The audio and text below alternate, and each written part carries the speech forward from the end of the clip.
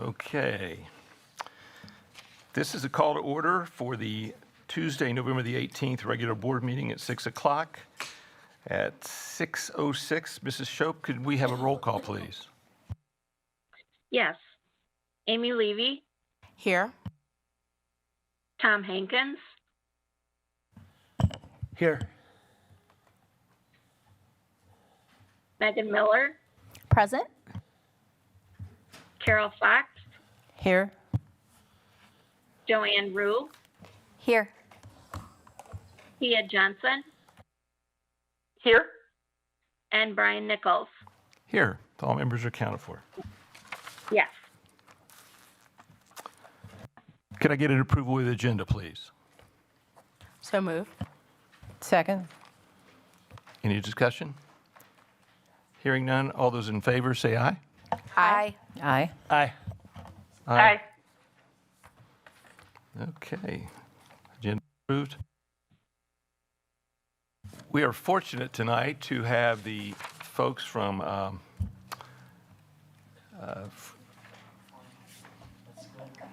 Aldrich. Mr. Vidox has a whole crew here, and we welcome you all to do the Pledge of Allegiance. And I understand it's going to be in English and in Spanish. Yep, Spanish first and English. You guys ready? Absolutely.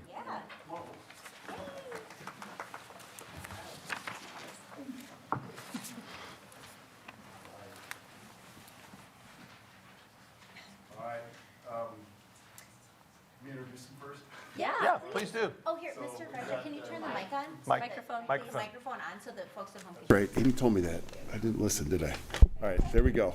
All right, so we've got sixth grader Luis Reyes Ortega. There we go. Brishard Norwood. Fernando Castro Gutierrez. Eric Ramirez Mendez. Seventh graders Ray Mendoza and Christian Vargas. All right, these guys are awesome. They're part of our DLI program, so they're going to get the pledge in Spanish first and then in English. Gentlemen, are you ready? Yes. Okay, ready? Begin. Juro lealtad a la bandera de los Estados Unidos de América y a la república la cual representa una nación bajo Dios, indivisible, con libertad y justicia para todos. The pledge in English is next. Gentlemen, you ready? Yes. All right, ready? Begin. I pledge allegiance to the flag of the United States of America and to the republic for which it stands, one nation, under God, indivisible, with liberty and justice for all. Thank you. You may be seated. Nice work. Thank you, Mr. Vidox. Thank you, guys.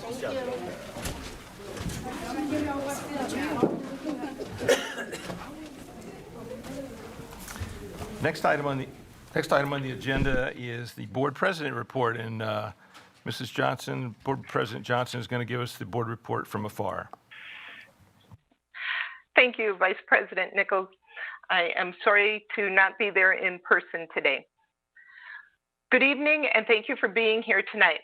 I want to express my appreciation for your continued interest and support of the School District of Beloit. Since our last regular meeting, board members have remained active and engaged across our schools and throughout the greater Beloit community. On November 14th, the Board of Education appointed Dr. Wayne Anderson to serve as our interim superintendent. We are grateful for Dr. Anderson's extensive experience and for his willingness to step into this role during an important time for our district.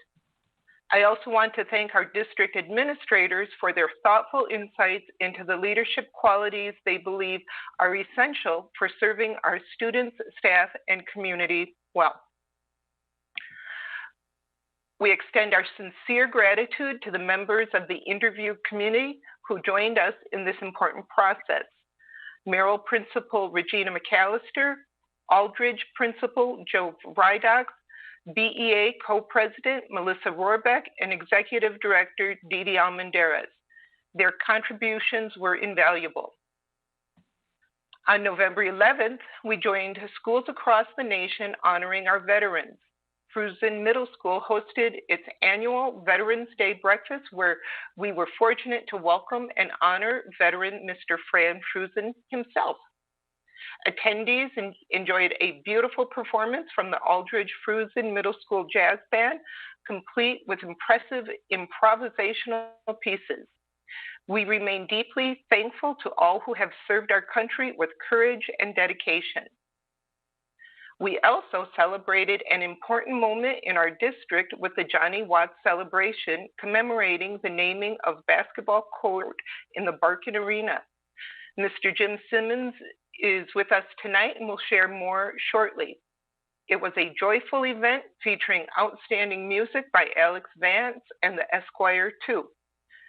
We were honored to have several of Johnny Watts' descendants present to share in the celebration. Thank you, Vice President Nichols, for presiding over tonight's meeting. This concludes the President's report. Thank you. Thank you, Board President Johnson. The next item is 2A, upcoming events announcements, and Board Member Tom Hankins is going to enlighten us on that. Thank you, Vice President. Good evening, everyone. These are the announcements for Tuesday, November 18th. Please check out our updated website at beloitschools.net for continued news and events. The Beloit Memorial High School's Expo is tomorrow, November 19th, from 5 to 7 p.m. There will be no school for students beginning Wednesday, November 26th through Friday, November 28th, due to the Thanksgiving holiday. Our future board meeting dates include Monday, December 1st, Policy and Human Resource Committee at 4 p.m. at the Colac Education Center. Tuesday, December 2nd, the Business, Operation, and Finance Committee meets at 5 p.m., followed by the regular board meeting at 6 p.m. And as I say on NBC, and there's good news tonight. Converse Principal Mrs. Leah Malat has completed her educational platform to earn her superintendent license. So the SDB is proud to have Dr. Leah Malat as our Converse Principal and look forward to Dr. Malat serving our district now and hopefully in the future on her career. Thank you very much, Dr. Leah, and congratulations.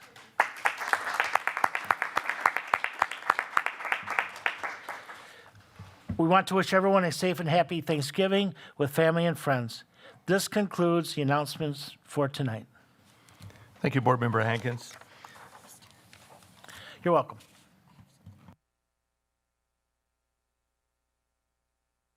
Mrs. Rue? Yes, thank you. I'm not sure of it's 6:15 tomorrow night at the Beloit Memorial Expo. They also are having something that the theater department is doing, a one-act play. Do you remember more about that, Ms. Pels? Yeah. Yep. But I don't remember the name of the play or anything, and it's free, I know that. Yeah, at the Blood Wedding, yeah. So they're doing a one-act play, and so people could check that out too.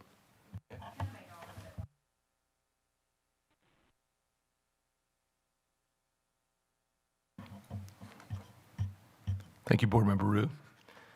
Okay, the next item on the agenda is 3A, in recognition of Gaston, Aldridge, and Fruzen schools for report card status. We'd like to recognize and show appreciation for the work of the buildings that received a rating of meets expectations on the Wisconsin Department of Report Cards. Gaston Elementary Principal Fonda Lewis, Aldridge Middle School Principal Joe Vrydox, and Fruzen Middle School Principal Dr. Ryan Stingel. Would you guys mind coming up to the microphone and just saying a few words? That's quite an accomplishment, and we are so pleased to recognize you tonight.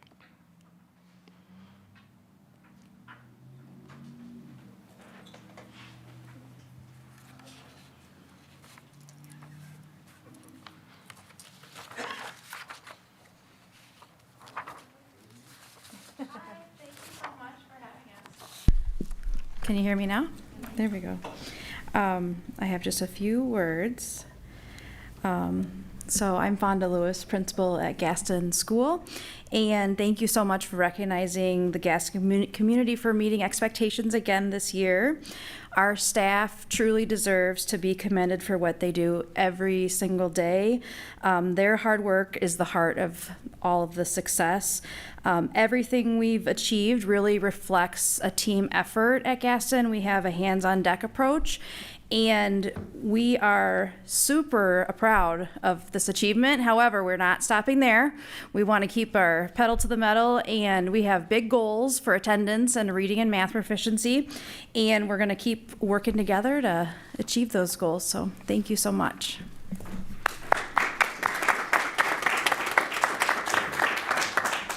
Joe Vidox, principal at Aldrich, thanks for asking me to say a few things. When you think about how a school can achieve 3 stars or 4 or 5 or whatever it ends up being, right? It's a lot like a great deep dish pizza. There's just a lot going on, There's not just one thing. I mean, I get to be up here and talk, and the chef usually gets all the credit for the good pizza and all. But my only job in this whole gig is to just make sure that it's an environment where students can learn and teachers can teach. That's it for me. I try and get the best teachers that I can get and maintain that environment, and they do the rest. And so when you think about all the different ingredients that make something tasty and wonderful, right? You've got great kids that work hard and take ownership. We've got families that participated and helped their kids learn. And I want to draw my attention to the staff because I've always felt that I've got a staff that I'm so proud of, and I tell them all the time I think they're the best staff I've ever had. And I always challenge people. Come in anytime, any place, anywhere, pick the classroom, let's go in and see what we see, right? And when I do that, I know I'm confident, or I wouldn't do it, I promise. I can open the door, and you kind of look in there and you see the thing just running like a machine. And I go, yeah, there's no teaching and learning that goes on in this school district AA. And then we laugh because that's a joke. Those classrooms are full of kids that are learning, teachers that have worked hard to prepare, and the secret to the success at Aldrich is I've got great teachers. And so kudos to them, kudos to my families and my kids. Thank you.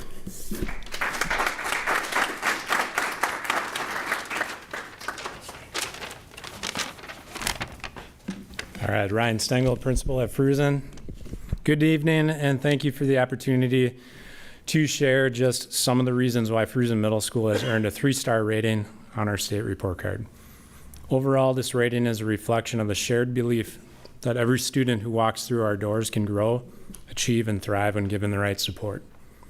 Our growth scores tell the real story. Across grade levels, we were up from the 20th percentile 2 years ago to the 34th percentile 1 year ago to the 47th percentile when compared to all other schools in the state this last year. I want to point out that notably our students with disabilities showed the highest growth in reading this year when compared to all other groups of students. This is a testament to their determination as students and our special education staff who tirelessly find ways to best support and teach our kids. Fruzen students demonstrated strong academic growth across grade levels, proving that learning is happening every day in our classrooms. Even when students enter at different academic levels, they are making meaningful gains. This does not happen by accident. This is a result of strong instruction, targeted interventions, and our teachers who refuse to give up on any student. Our school climate and behavior systems have improved. A goal that we tell all of our students is this: teachers teach, students learn. We cannot let anything get in the way of that.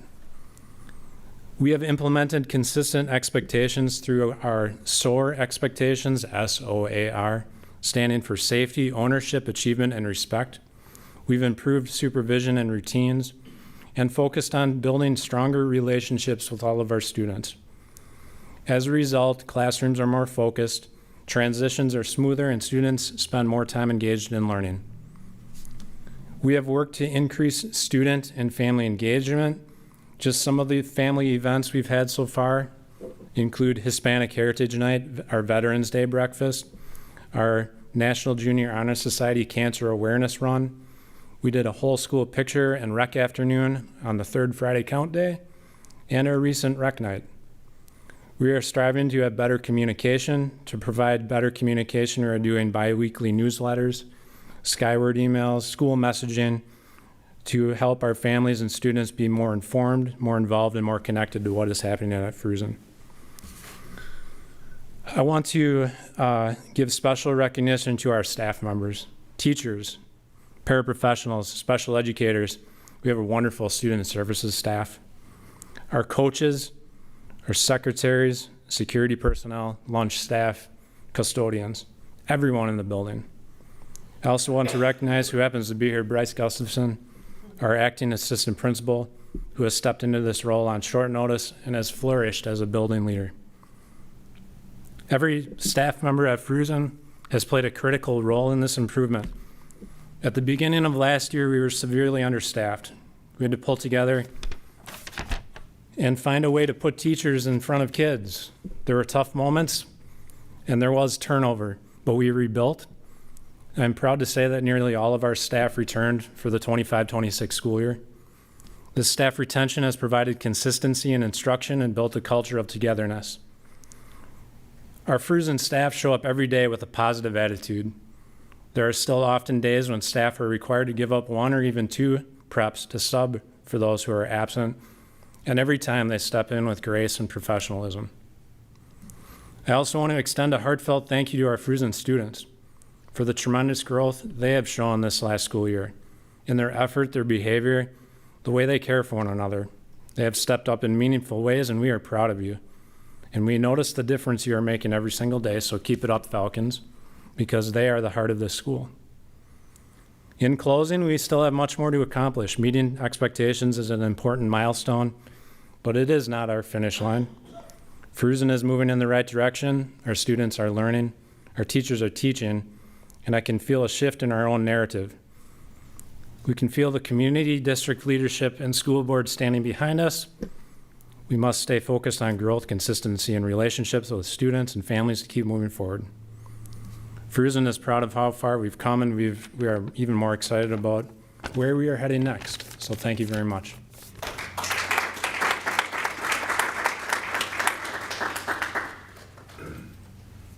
Again, congratulations, and thank you all for being here and for the great words that you shared with us.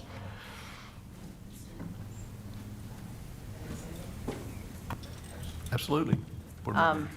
I've been studying very hard these individual school report cards, and it's very obvious that these 3 schools have worked very, very hard on their growth and all of the things that they make a really difference. And I'm very proud of all of you and your schools. Your staffs are obviously working tremendously hard, and you're creating a wonderful team environment for all of your kids. I do want to particularly call out Aldridge a little bit, because the growth scholars for Aldridge were phenomenal. Yes. They were absolutely phenomenal. The growth scores were high, and when you look at the growth scores compared to other 6-8 schools, it was 83.1%, same or higher. That's a phenomenal number. And you're leading the way and showing everybody in the school district of Beloit that this is what we can do. And you were 1 point away from exceeding expectations. So I don't care whether the state thinks that you've exceeded expectations. We certainly do. So we appreciate all your hard work and the efforts that you've put into creating opportunities for growth for our students. And do go back and tell all your teachers that, and your staff, everybody on your staff, that we appreciate what they do.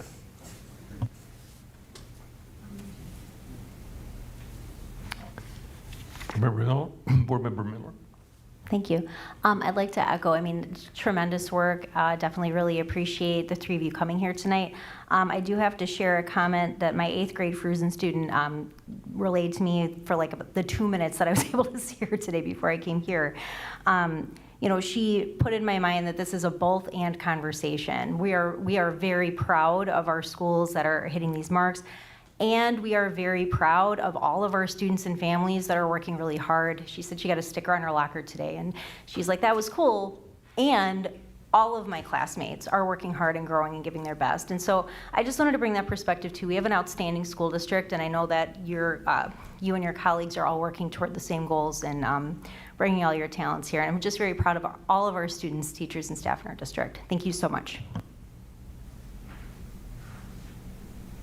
Board Member Hankins? Yes, I echo what everybody said and congratulate all three schools and all the schools that have done well. Ms. Jill Vidox, if you could come to the microphone and share your school within a school and the success rate you have had with that. And I don't think it gets told enough how well that system has worked, and maybe we should have more of it within our schools. Thank you. All right, well, I'm speaking off the cuff here, but I love what we provide students in our school within a school. Again, the ingredients are, I provide a place where the kids know the expectations, and they can learn, and my teacher can teach. And I hired a great one. Mrs. Woodman is outstanding. She loves the kids. She works hard to give them exactly what they need. She gets to know each of them personally.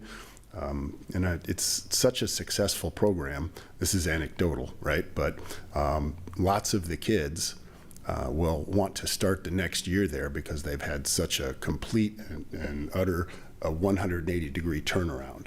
And some of them come, with some really hefty resumes in terms of, referrals, ODRs, misconduct, all the things. And when they get there, and the success, I didn't really mention this either when I was talking about the school, but certainly with a school within a school and at Aldrich, and I've never not been supported by Keck, by the people that I work for. They've always supported the things I needed to get done to create the environment where my teachers could teach and my kids could learn. Without that, I couldn't do it, right? We couldn't pull it off. But to that point, the most important, so options, let me start with that. Options are so important. Right now, if we don't have that school within a school, what are my options for a kid whose misconduct is so disruptive that wherever that kid is, there's a high risk that teaching can't occur and learning can't occur. It's affecting all the other kids in the classroom. Well, I can try and expel them, right? I can maybe get them in a virtual classroom, virtual school, but an actual place where there's a person who cares for them, that can help them, work with them in an alternative setting that's truly alternative, because not every person's built for 8 hours a day, right? And so our school is 4. And there's 2 hours of core instruction. There's a full hour of SEL, social emotional learning that happens. The normal classroom, there's 20 minutes a day, 21 minutes I think it is, 24, 21, something like that. There's an hour a day every day in the alternative school, and she's masterful at it, right? And so those kids get a real chance to discover strategies about how to be successful. They get to know themselves better, get to know the things that make for success in our world, and it's a wonderful opportunity for them to get all of that. But the reason it's successful, like I said, is because I've got a great teacher who knows exactly what she's doing. But on the other hand, every student in there also understands that, this is the last chance saloon, right? I mean, this was in place of an expulsion, and they cannot continue to do the things that they did in the regular classroom, or it won't last long. And that's the intake meeting. And I sell the intake meeting, because it's true, as the greatest opportunity they'll ever have to fall in love with school, ever. Like, last great chance to fall back in love with school. But the other side of that is, if you choose to act like you have been and all the things, right, it won't last long. It won't be much of an opportunity. And again, don't have the exact data with me, but say if we've had 50 kids in there the last 4.5 years or 5, however long it's been, 47 incredibly successful turnarounds, absolutely stunning, right? You wouldn't even believe it's the same kid. Now, going back into the school setting, right? I mean, one of the reasons it's so successful is because all of the triggers have been neutralized. It's very anesthetized, but that's what they need, right? And so they feel that success for the first time. It's a great opportunity for them to fall in love with school because of those things. And so the options that are at the middle school, there's 10 seats in there, and they're golden seats, you know. What does the elementary school have, you know? And they have similar behaviors and less options. And I'm sure I couldn't be a principal of an elementary school. I wouldn't know what to do. So, you know, I think think of just 10 seats, even for the elementary school, what a difference those 10 could make if they're getting what they need and they're out of that just incredibly, massively, significantly disruptive force in all that they're a part of. Right? It has an effect on every student now that doesn't have to deal with that, every teacher that doesn't have to manage that, because nobody's cut out to manage that kind of a kid, right? And so this is an opportunity for them to learn a better way and to fall in love with school and hopefully change things. It's a far better option than expulsion, or virtual school is great for some kids. I'm not saying that as a blanket statement, but I think it's the best option that there is. And so to only have 10 seats, to me, seems like if that was increased, if there were more opportunity for us to use that option, our success would increase, because all of that disruptive force would be gone. And it has a huge impact on teaching and learning. Do you have any questions or anything specifically you want me to talk about? No, I just wanted you to share that with the public and the board, and what a wonderful job you do there. Thank you. Thank you. Yes, I concur. Thank you, Mr. Frydox. Great program, great leadership. Thank you. Next item is public comment. Mrs. Shope, do we have any public comments tonight?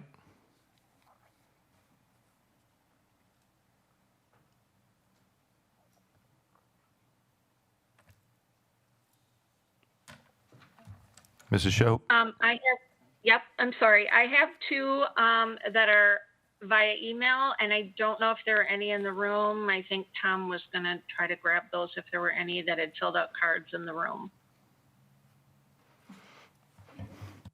Well, while Tom looks, why don't you go ahead and read the ones that are electronic? Okay, will do. Excuse me, Brian, or I'm sorry, Vice President Nichols, before she begins, is somebody keeping time?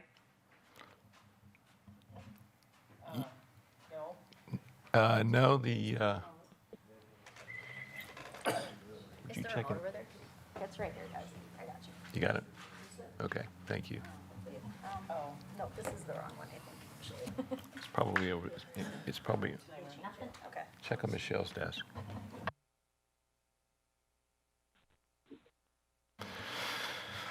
Okay. You have a disclaimer you're supposed to read?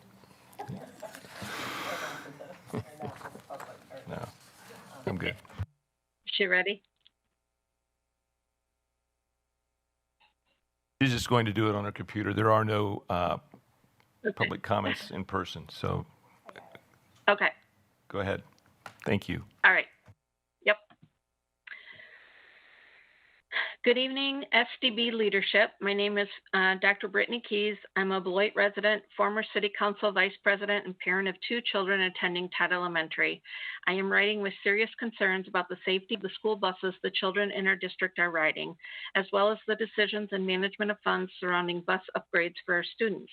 Beloit Elementary students just participated in Girls on the Run. It's a terrific program supported by caring and beautiful humans who empower our girls and work for the SDB. On Saturday, November 8th, parents, students, and teachers got on the buses before 7 a.m. to go to the race northwest of Madison. It was pretty chilly as we got on the bus. When I checked, it was 39 degrees outside. The bus blocked the wind but remained cooler, and then as the bus got on the highway, it felt drafty. Looking up, I noticed the window in front of me was not fully closed. Neither was the one across from me. A fellow parent tried to close it, but it fell back open. Looking up and down the bus, we counted at least 13 windows that did not close. This is very concerning, especially with winter approaching. While I am very aware of the SDB financial hardships and struggles and the history with state funding, I am also aware of the funds awarded, nearly $9 million from the EPA, to upgrade at least half of the fleet Beloit uses. I appreciate that there are many uncertainties and it would have taken a fair amount of problem solving to determine where to park, charge, etc. But I have to say I was confident that SDB would figure it out to benefit our kids. I was absolutely shocked to learn the district accepted the funds and then decided to return them, leaving our children with old diesel buses whose windows do not close. Not only was I shocked, but an entire coalition of professional organizations that support school districts in getting these funds and employees from the EPA were shocked. There's a group that meets monthly to support Wisconsin schools in this effort, and no one from SDB reached out to them before this decision was made. In a time of such financial hardship and failing equipment, how could the SDB leadership hand back almost $9 million that would have immediately benefited the health and well-being of our children? So I ask, what is the solution to provide safe and adequate transportation for our children, given the district's financial strife after returning these funds? At minimum, I invite every single school board member and admin to ride with our students during the winter to an event, any event, that is over an hour away. Once you complete this ride, please report out during board member comments about your experience. Families and students will at least appreciate that you put in that effort. I hope to receive a follow-up phone call at your convenience to discuss how immediate improvements to the transportation for our SDB students can be made. And then I believe the next one is she sent photos of the bus with 13 plus windows that did not close on a 30-degree day that elementary children rode to Waunakee and back. She asked that I share the photos with all school board members and SDB leadership. Again, as a concerned parent, I would appreciate prompt follow-up to ensure all of the children in the SDB have safe, temperature-controlled transportation to all of their school-related events. So if the board would like me to, I can forward that email to all of you and to the executive team and interim superintendent, Dr. Anderson. Yes, And that would those be were good. the two that I had. I'm sorry? Those were the two emails that I had. Okay, thank you, Mrs. Shope. You're welcome.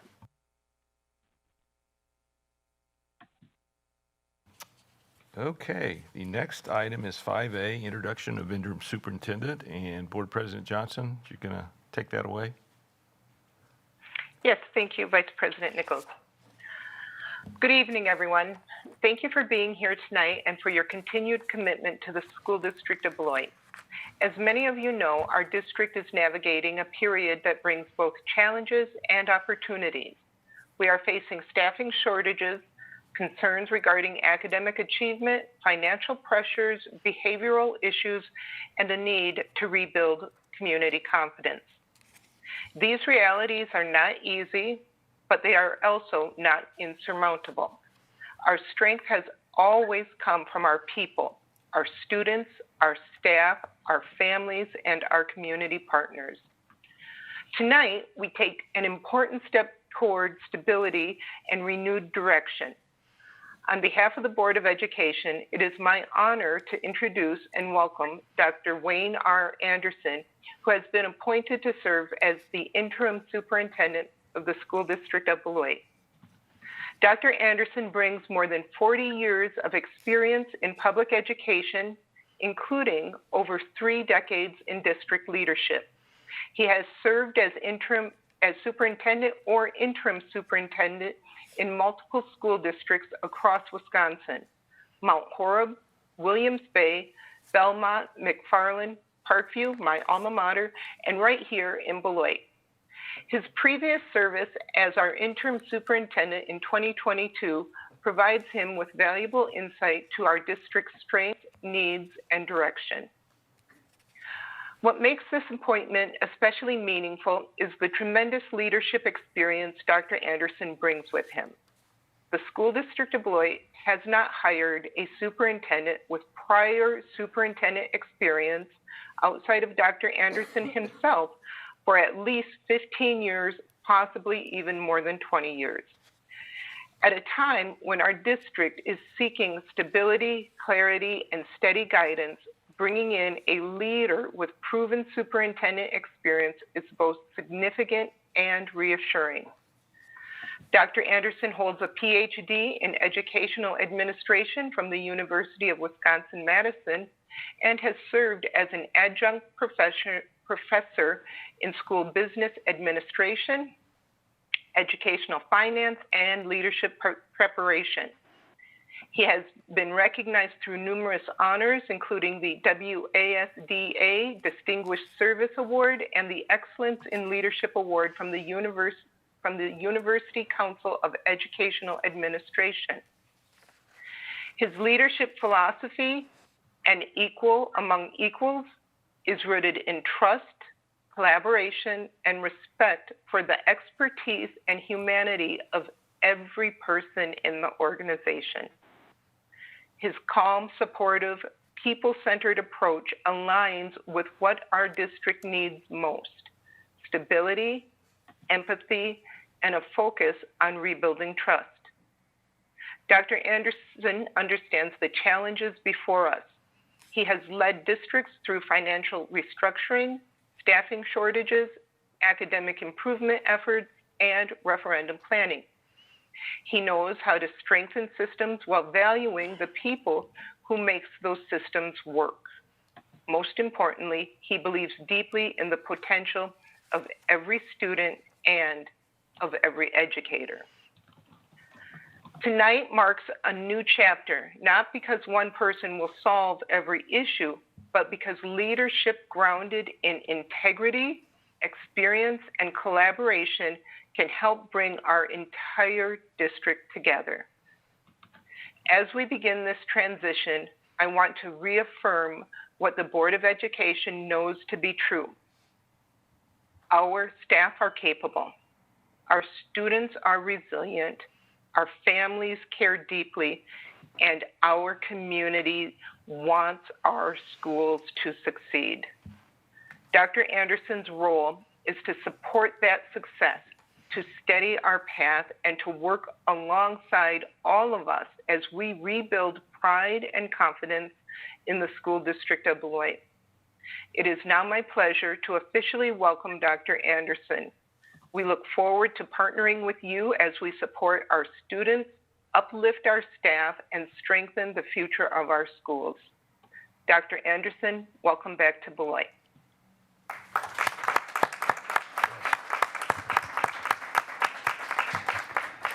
Well, thank you very much for the kind words. I'm starting to blush up here.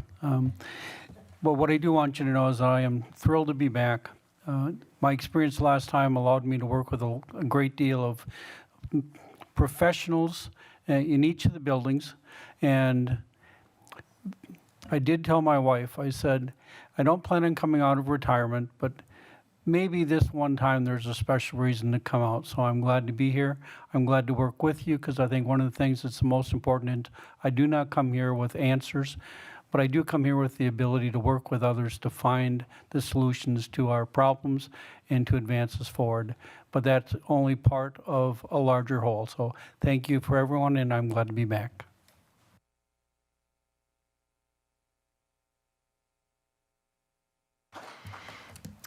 Thank you, Dr. Anderson. It's great to have you. And thanks for those great words, Board President Johnson.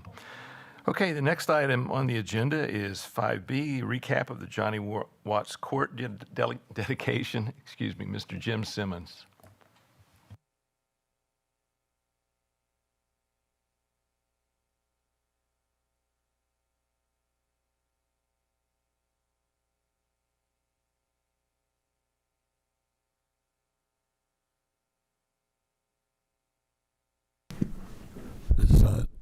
Thank you. Put on my tassel first.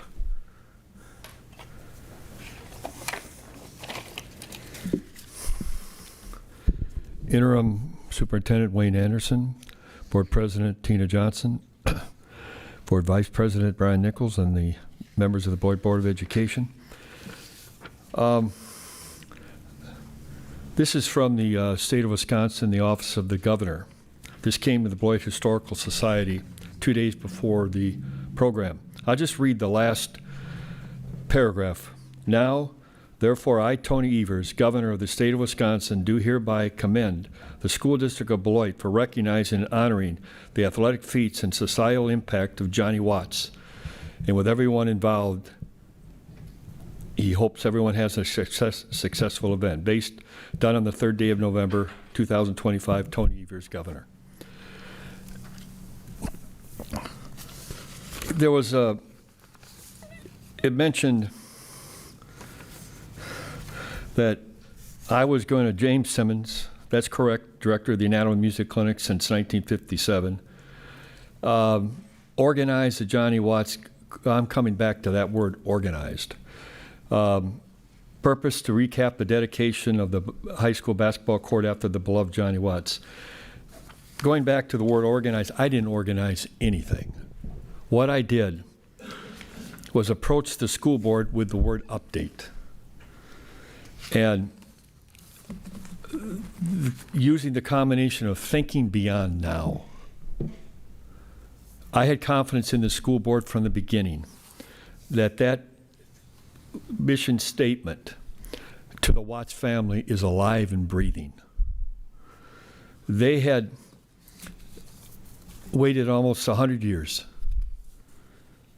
And when I met them 4 years ago, they weren't bitter. They said, as I mentioned, when I sat down with them at Applebee's, why are you doing this? And I better have a pretty quick answer. And it was to help inspire the youth of Beloit. They were happy with that answer, and they said, well, Jim, if you hadn't said something, we would have thanked you for the dinner, and that would have been the end of it if they had not liked my response. So when I mean organize, I gave that to this board. Not right away 4 years ago. It was to build, unfortunately, sometimes in African American history, you have to go back. The facts are there, but Johnny grew up in a time in the 1930s where it was not, are we there yet? No. Things are improving. We try to follow Martin Luther King's dream. Someday you'll be judged by the content of your character, not the color of your skin. We're getting there. We're not there yet. But I can tell you that the Watts family, the reaction, I had a call over the weekend, to them, it was perfect. Now, there's quotes out there that you cannot achieve perfection, but I can tell you that this Beloit board and the people involved in this whole process were able to take this story and through me checking with the Watts family, they produced, in their minds, a program that they think satisfied their concept of who Johnny was. But that's not the end. I'm not that smart. The thinking now, but now the beyond comes, because on November 21st at 1 p.m. in the Little Theater at Beloit Memorial High School, students of the high school, staff, and the art department are going to begin to write the story of Johnny in book form for the Beloit School District Library. Of course, they'll be passed on to you for your approval. But that wasn't my idea. That came from the staff. How do we make this live on? And so when these students come to Beloit Memorial High School, and Emily, you remember what you said at the end of the assembly? What did you say, Emily? Well, I like putting the principal on the spot. I mean, when I was in the Beloit Public Schools, I had Cornell Johnson at Parker and John Smiley at Lincoln, and at Memorial I had Royal Everett and Donald Sutcamp. I couldn't have talked to a principal, ask a principal a question. But Emily, when she said enough said, that is what the students in 1934 put under Johnny's picture. All the students wrote about each other, but when they got to Johnny's picture, they couldn't write anything. All they could say was, enough said. So hopefully that, and I should read what Kyle Weaver said, which the family, and Kyle Weaver, he spoke for the family that day. And he said, being from Beloit, it's built into your DNA, Weaver said. Find what you're good at, what you love, and strive to be your best at it. Only you know what that is. So I brought, and the students at the high school made this plaque, and it's passed out to 50 or 60 people. I'll leave this with you tonight. This is for the school board, because this was an alumni-driven event. from the beginning. So if the students, anybody wants to know about the document of Thinking Beyond Now, it's alive and breathing. And I go to the Beloit School District, enough said. I don't have to explain anything else, enough said. Thank you very much.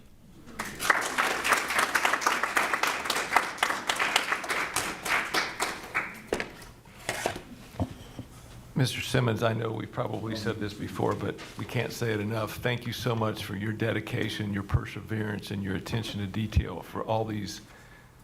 I don't know how long it's been now, but I started on the board 2.5 years ago, and I think you came to the board not long after I started. So you've been at this for a while, and it paid off, for lack of a better term. But thank you for that. Thank you for that. Thank you.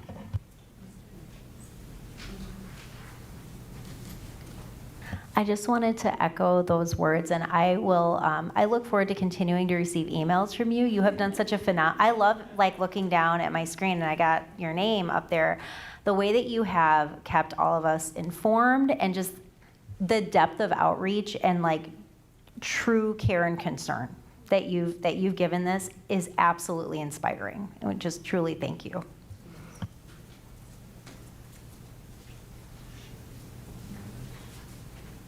Okay. Thank you. Our next item is Student Board Report 5C, and it is my pleasure to welcome McKenna Rounds as our new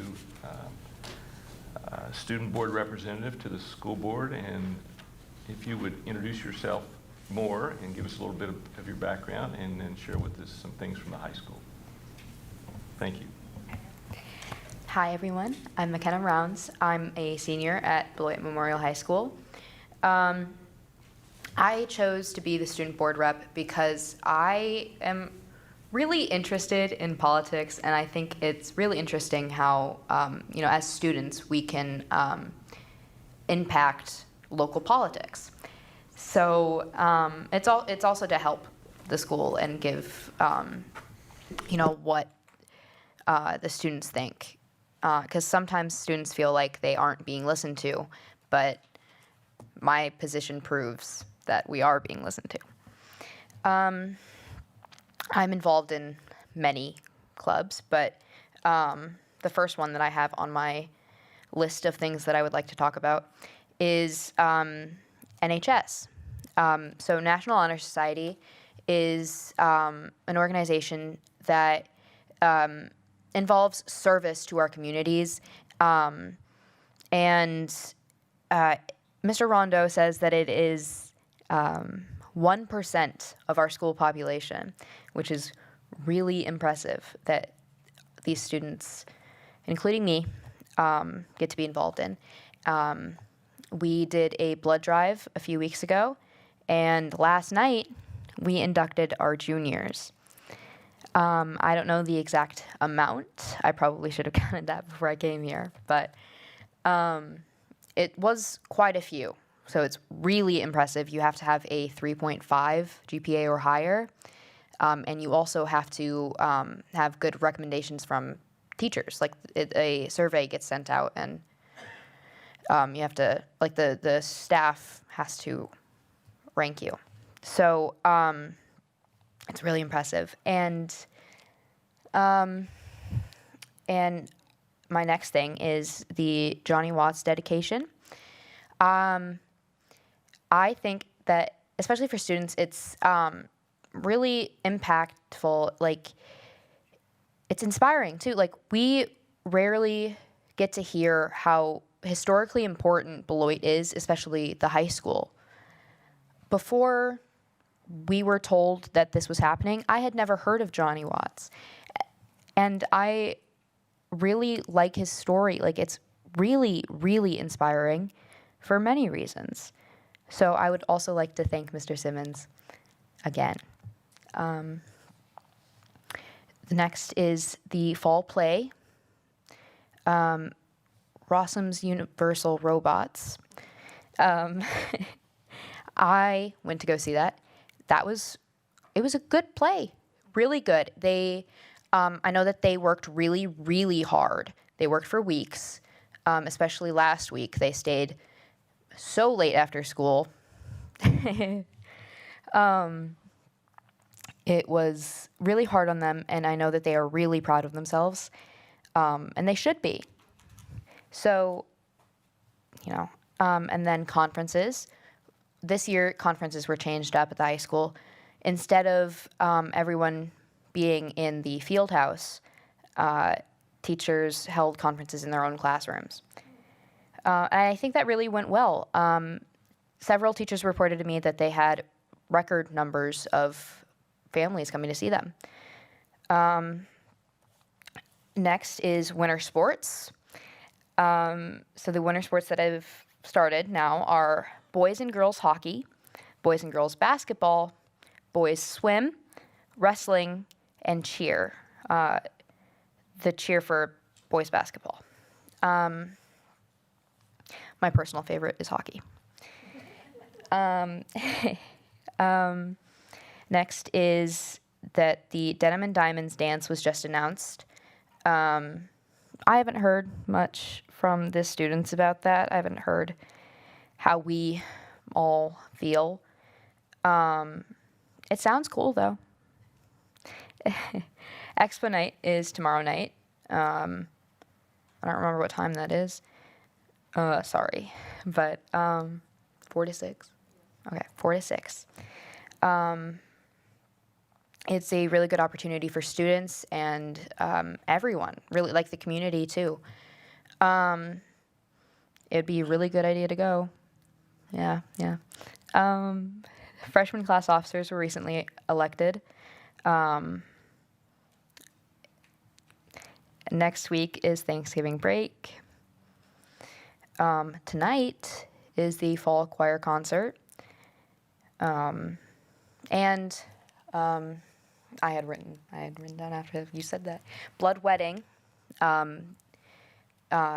is also the one-act play that took our theater to state, I believe. Yeah, they went to state. The showing of Blood Wedding is a fundraiser event, too, so you guys all should really go and support the theater because they do an amazing job.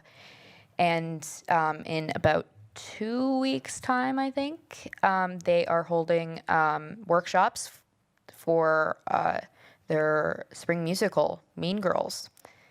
You guys should go see that, too. I love that movie. So, but thank you all for listening to me. Thank you, McKenna. We look forward to seeing you next meetings. Next item is the committee recaps. First one is Teaching, Learning, and Equity Committee meeting. Thank you. Tonight we had Teresa Moratek present about give us updates on our curriculum that we use for English language arts at kindergarten through 5th grade level, as well as the 4K curriculum that is used, and how we are addressing the needs that we have based on the legislation, Act 20, and our testing that we use, and then how we meet the needs of students that have been identified as needing reading plans. Then we also had an update since the Automotive Center needs to be relocated. So we have a pretty extensive plan of what that will take and the options that are available to us. And then we have something moving to action items tonight for the full board with high school course changes and updates. And that was it. Thank you, Chairperson Root. Next up is Policy and HR Committee meeting. We met on yesterday afternoon at 4 o'clock, and we had a full quorum, and Dr. Anderson joined us, and we had open and closed session on the Exhibit A and approved and moved forward to the board tonight for further approval. And that's that one. And the next one is legislative update from Mr. Board Member Tom Hankins. Thank you, Vice President Nichols. I'm happy that Dr. Kim Earhart assists me with putting this together. I want to give him all the credit in the world. It's a very extensive one. We got it in our packet, and there's much going on in legislative session. I don't want to read this thing verbatim. I know there's some key things going on, and this Assembly Bill 6, what they're trying to do is take control of the money spent to not from local and give it back to the state. And I know it's been opposed by a lot of different people, and I think that we would be opposed to that. I think Dr. Underly has also come out and not support this, the cell phone issue. I'm going to ask Mrs. Pels to give us a report next month on our cell phone usage and how we're complying with that. I know she's keeping an eye on it. There's so much going on, and I've asked, just recently asked Megan Miller, my cohort, who used to be the legislative, if she would give her overview on what has been presented, because there's too much in this packet for me to read. Thank you. No, you're fine. Thank you so much, Mr. Hankins. I think you did a really nice job. I will just want to articulate something really quick, too. On the very front, there are some key legislative issues, and the first heading is school finance and funding. One of the bullet points has to do with special education funding. And there is something that I just read about yesterday, so if I could provide some context and update. The original bullet point reads, special education funding. There is a persistent push to increase state funding for special education to reduce the financial burden on local property taxes. Districts are currently reimbursed for only a fraction of their actual costs. I want to update that to read that as of yesterday, state leaders promised that special education reimbursement for public schools would reach 42% this year on average, which, as a side note, is not even half the 90% rate guaranteed to students who attend private schools on a special needs voucher. Now, it was released yesterday that the estimate is now below 35%. So that is just an additional unfortunate piece of news that I felt the need to share since you had the special education funding mentioned there. Other issues, just, restate some context around, uncertainty around federal funding, the continuation of just sort of like a non-functioning state model because public education has been chronically underfunded for 3 decades. A little bit more on Assembly Bill 6. Essentially, the purpose of that is to mandate that all school boards pass budgets that direct 70% of their spending toward direct instruction in classrooms, which is not that's what we're here for. I think where the opposition comes in is like what each district looks like in terms of what is direct instructional costs can vary. It creates opportunities for challenging local agency. Certainly, different communities have different needs. Even different schools within our own district, right, have different needs. And so we really want to make sure that all of our educators, like you just heard from 3 of our outstanding principals this evening, they have the best understanding of like where our resources need to go, like what their teachers need, what their kids need, and that's what they communicate to us through our administration, and that's how we try to build our budgets. And so that's something that we would want to continue to be able to do. Lastly, the cell phone use thing, we're already in good standing on that because we do have a cell phone policy, and that's the struggle, again, every district, but school district Beloit's ahead of the game on that. There are some upcoming bills to watch for that I think are in committee right now, Mr. Hankins, but correct me if I'm wrong. There's a piece on cursive writing, and so like that would be something too where like I'm sitting up here writing in cursive right now. I'm a big fan of cursive, but that also you have to allocate instructional time, and is that reflected on state testing, which impacts our report cards, so it becomes a complex issue. Requiring civics for elementary and high school, I think again our school district is well ahead of the curve on that because we just heard earlier in committee our reading elementary curriculum has actually been updated to shift its focus more heavily towards civics and science for nonfiction reading, but of course there's always room to do better, right? But we already have a lot of those pieces. And I think the other thing, yeah, I mean, and there's just some legislation around, wedge issues that really have nothing to do with instruction. But does anybody, Mr. Hankins, if you have anything else, or does anybody have any questions? No, I really appreciate you sharing in, because some of this, is beyond my bandwidth, as people say now. I think you did a great job. Thank you so much. Thank you, everyone. I'm going to jump in here. Mr. Nichols, let's please try to be cognizant of time limits. We are delaying, and I am going to have to jump off here for a while. I will try to rejoin the meeting. If somebody could give me a call as we are going into closed session, I would really appreciate that. Okay, thank you Board so much. President Johnson. Okay, next up is interim superintendent report for the very first time. Well, for 2 days. So far what my goal is trying to get it in all the buildings. One of the things that I believe is extremely important is to be visible, to be able to talk with not only building administration, but the teachers and the students. So I start out each day at one of the elementary schools. So today I started at Todd Elementary to greet the kids as they were getting dropped off by their parents, and then spend some time walking around talking to the teachers. Then I was able to later on go to Fruzen and also talk to building administration, and then go and talk to staff and students. One student even thought I was pretty cool, which is, he must have so I thought that was pretty nice. And then I finished out by going to Memorial High School. Those are some, so my goal is to be in every building at least 2 or 3 times per week. One, I need the exercise, and 2, I just find it useful to make as many connections as possible. Tomorrow I'm meeting with all of the building principals so we can start talking about what's coming up. I know one of the big things to work on is referendum. What my belief is if the board does go to referendum this year, it should probably be for a targeted fund directed at exactly what some of your needs are.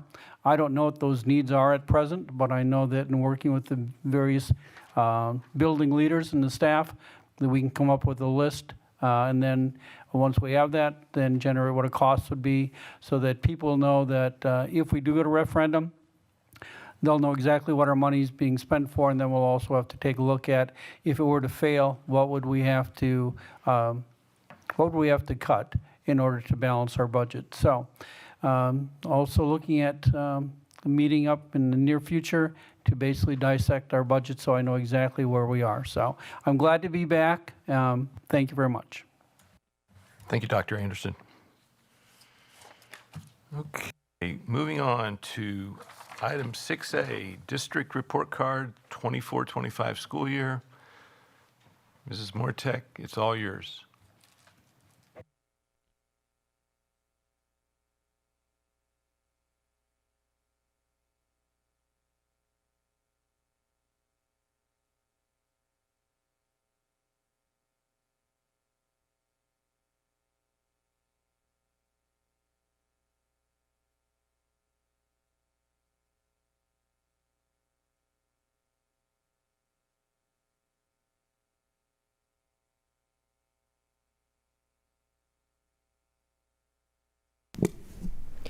Good evening. We are going to be providing an overview tonight of the district report card for the reporting year of 24-25 school year. The pieces of information and data that are provided in this presentation are aligned to what's in the report card. We have lots of data points throughout the district and many different assessments that we use, but the assessment data that's in this presentation are the things that inform our report card. So we've had some ongoing changes, and this year one of the changes was the overall categorical score in meeting expectations moved from 58 to 60, and that had to do with just sort of, I think, recalibrating the report cards and thinking about changes in cut scores the previous year. The other piece of information to think about is the report cards always reflect an average of multiple years. typically it's a rolling average of 3 years of data. This year it's 2 because of those cut score changes, but next year it will go back to a 3-year average in that cadence thereafter until there's some sort of a change in assessments. But just so you're aware, next year it'll be a 3-year average rolling. This year it's 2. The things that stayed the same are the 4 priority areas that are used to determine the overall score. That is academic achievement, growth, target group, on track to graduation. And each one of those are weighted a different percentage. That's actually calculated, often informed by the poverty levels of a district, change the different weights. Our weights stayed the same this year as they have in previous years. So that was another piece of information that was the same. This is that overall rating. So meeting expectations ranges between 60 and 70.9. And now you have to have a 71 to be exceeding expectations. And so just wanted to put that up there so that we're aware of those changes. This is our demographic information. So again, I've taken snippets from parts of the report card that you can find online, of course. And then obviously I've shared with the board already. So these are our demographic groupings. We are a diverse district, and of course diversity is always our strength as our mission and values state. We also have some other demographics. We have in this year, the 69.6% economically disadvantaged, and we have 19.2% of our student population are students with disabilities. We also have a fairly large and growing EL population that comes with many assets. 18.3% of our student population are multilingual learners.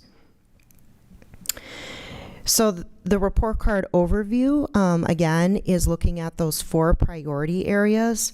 I wanted to provide a description of each one similar to I did last year, just so that everyone is aware of it. I won't read those definitions to all of everyone going through the slides, but I did put that in there so that you can read a little bit about what each of those priority areas are and what they mean. Overall, our overall score is 55.8, and then those are those different priority scores. They are not percentages, they are scores, like points. So the first thing that we look at is achievement. This comes from the Wisconsin assessment system in an average of forward pre-ACT, ACT, and also DLM, dynamic learning maps, which is our students that are a small percentage of students based on special needs are tested through DLM. 5% of the overall report card for Beloit is measured in academic achievement. This score also is included in the target group and the on-track scores. So the overall weight of it is there, but then it also shows up in other places too. Growth, this is 45% of the overall report card is growth, and this has been our focus as a school district, and really thinking about student growth and on that continuum. All of our students enter into a continuum. Those of us that have been in education long enough know Vygotsky's proximal development, which is where you are entering in a continuum of growth and development in your understanding of an area and how everyone should be moving along that continuum. And so again, thinking about differentiated instruction and a focus that everyone grows regardless of their entry point. Target group outcomes, they look at our lowest performing group of students and measure the progress they're making along the way. On track to graduation, these look at our absenteeism rates, our 4-year graduation rate, and then again, looking at 3rd grade and 8th grade ELA and math scores. So that's where you see that achievement coming into another priority area. That's an example of that. 25% of our overall report card score is weighted based on the on track to graduation. So when we look at the priority areas, from last year and this year. We improved our overall categorical score from 53.1 to 55.8, and we also improved in all of the 4 priority areas. So for achievement, we went from 27.4 points to 34.9, 53.7 to 55.6 for growth. For the target group, we grew from 50.3 to 52.7, and for on track to graduation, we grew from 59.9 to 63.4. This is our report card over time. When we first adopted the district's strategic plan, we started coming out of COVID. So we had our baseline data year, that was 2021. That was the lowest our report card had been, very low achievements at that time. And so since then, we've been working towards meeting expectations, which was written as a goal in our strategic plan. And what I tried to do on the last column is the points away from the DPI benchmark. So our baseline data at that time, we were 11.1 points away from the benchmark, which was 58. The next school year, we grew to 48.7, so now we were 9.3 points away. In 22-23, we grew to 50.6, so now we were 8 points away. Then 23-24, we grew to 53.1, so now we were 4.9 points away from the benchmark of 58. And then this next school year, remember, the benchmark changed from 58 to 60. So we are now 4.2 points away. It would have been 8 from 58, but they changed that with all of the other changes. So we are coming in over time with some of our efforts identified in our strategic plan, going from 46.9 to 55.8 points.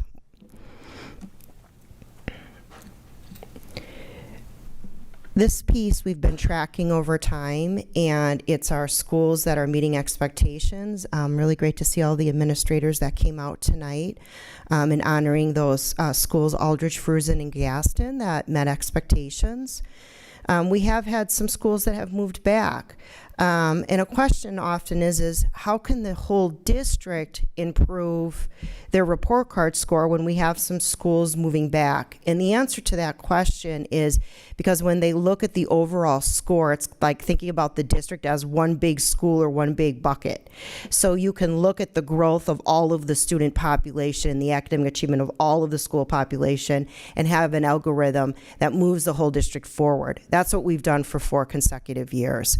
Even though we may have had some schools that have slipped into a category of either meeting fewer or fails to meet expectations. So that's kind of the rationale, if you were wondering about that a little bit. So for the Wisconsin Student Assessment System, which again, this is the reporting data average of 2 years on our state report card, we improved from meeting and exceeding expectations in ELA, and then also in math. This is the English Language Arts score. And then I put the demographic information here. Last year I provided different graphs, but instead of providing the graphs, it's all here on the table. It's the same information. We increased proficiencies across all demographic groupings in comparison to the 23-24 and 24-25 school year.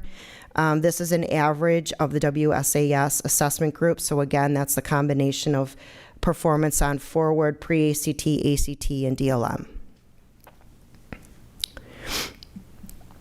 This is the math score.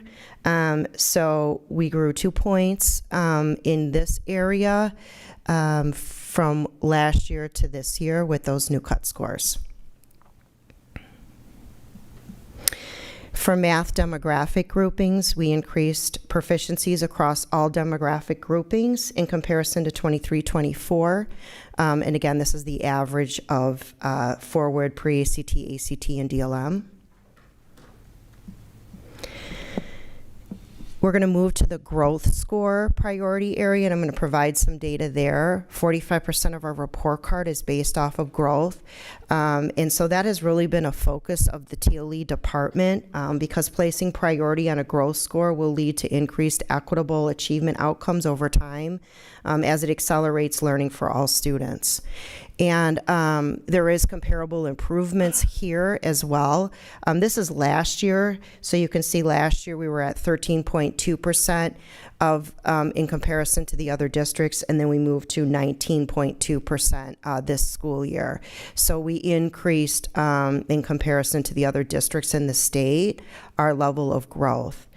And Carol Fox talked briefly about this earlier when we were lifting up some of the work that's happening at Aldridge. This is critical work, and it's really important to understand.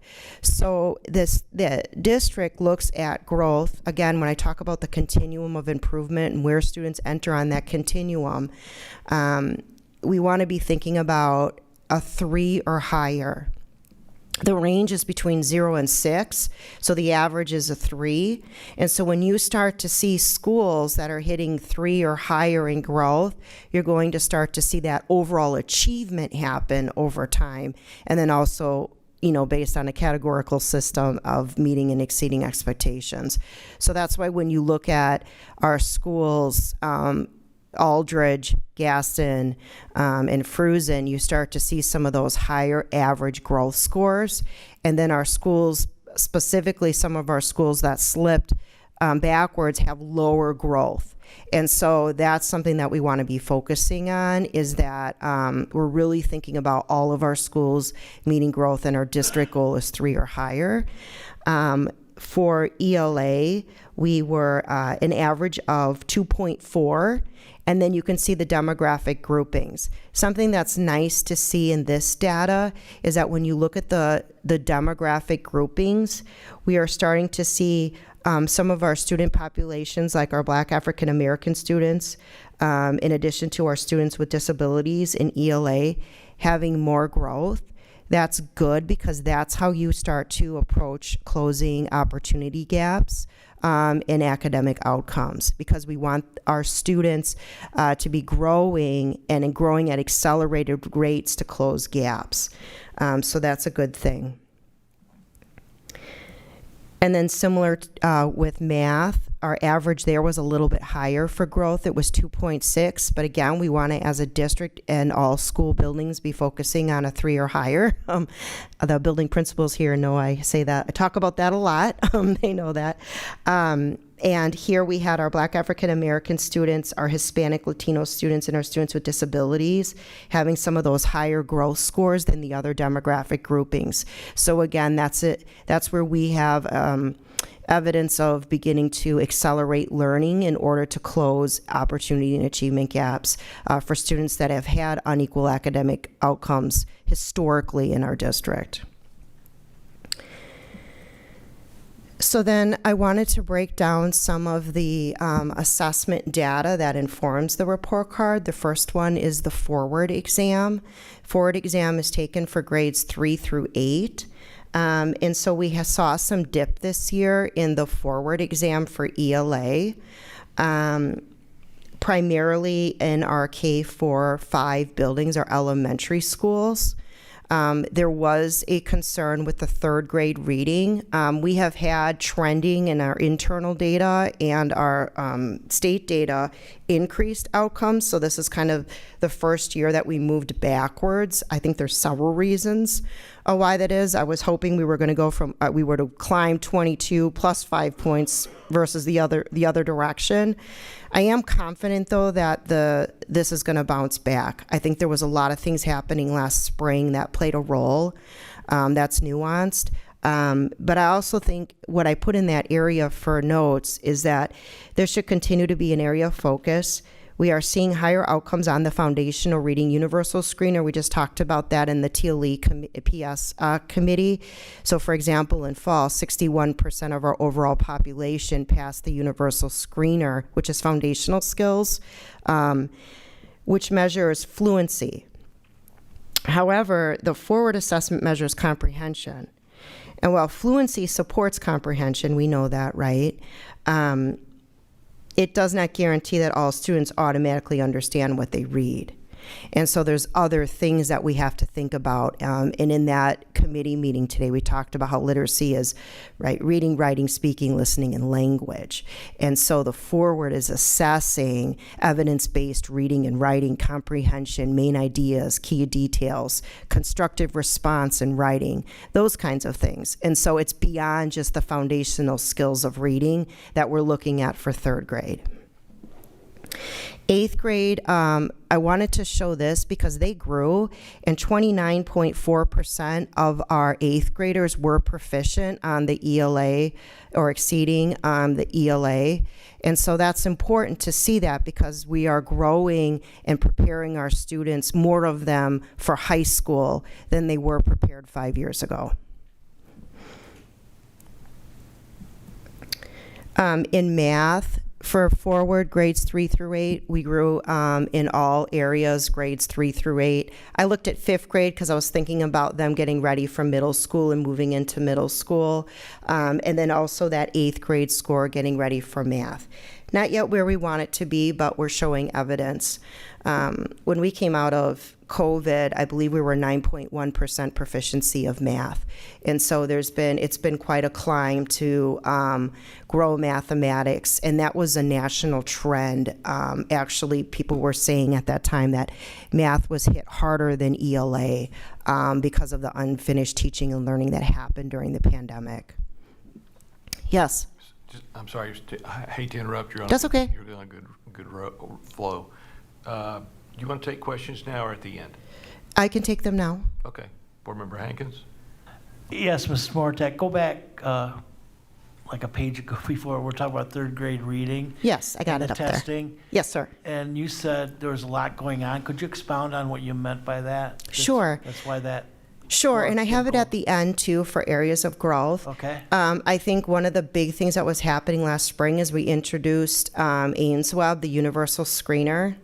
And when you have a fragile system, which we really still do in a lot of ways, I think that interrupted the spring testing window because it overlapped with some of the AIMSWeb. You know, and you, to some extent, testing fatigue is real. And so how we're looking at our assessment schedule, one of the changes that we made is we took out third grade MAP. That was feedback from the staff that there was too much testing in spring with third grade AIMSWeb, third grade MAP, and third grade forward. And so that was something that we did differently. We also have 4 out of 6 of our principals are new to the building this year. So we had a couple of those principals that were already not in the building or on their way out at that time. That can cause some instability. High mobility rates. So there's a lot going on, and those are not excuses. It's just understanding the context of the learning environment. And I think that's why I was saying, I think with more stability, we're going to bounce back, and I think we'll see a difference in the third grade scores, specifically because there's a couple of schools that have had higher test results in the past that were lower, and it just, some of it to me isn't aligning. So you learn from our mistakes, right? And Yeah. so, you know, when you're talking in your language, which is not mine, you know, the overlap of testing and stuff. Mm-hmm. So you can rearrange that, right? So like next year that won't happen. I know we're trying to get the building principals stable. Yes. And you can't control that. But No, but what we can't control high stakes testing like the forward. That's what we would call high stakes testing, or universal screeners, a requirement of the state. Correct.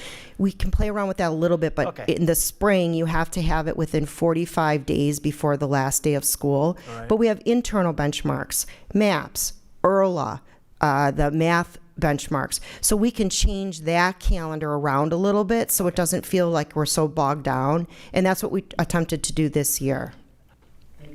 You're welcome. Thank you very much. Yeah, thanks for asking that. Jump back where I was, board member? Carry on. Okay, thank you. Okay, so we were at pre-ACT ELA. We are seeing growth here. In comparison to last year, we grew from 16.9% to 20.9%.